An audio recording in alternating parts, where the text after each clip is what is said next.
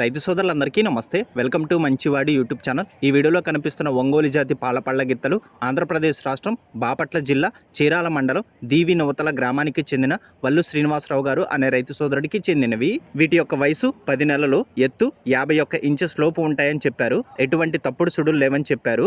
ఎటువంటి వ్యవసాయ పనులు ఇంకా అలవాటు చేయలేదని చెప్పారు. వల్లు శ్రీనివాసరావు గారు వీటిని అమ్మాలనుకుంటున్నారు.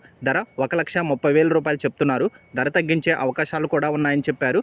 మీలో ఎవరైనా వీటిని కొనుక్కోవాలనుకున్న వారు రైతు ఫోన్ నంబర్ ఈ వీడియో క్రింద ఇవ్వడం జరిగింది, కాంటాక్ట్ అవ్వండి. అలానే మీ దగ్గర ఉన్నటువంటి పశువులను సులువుగా అమ్ముకోవాలనుకున్న వారు నా వాట్సాప్ నంబర్ 9676992250కి వీడియో తీసి పంపించండి.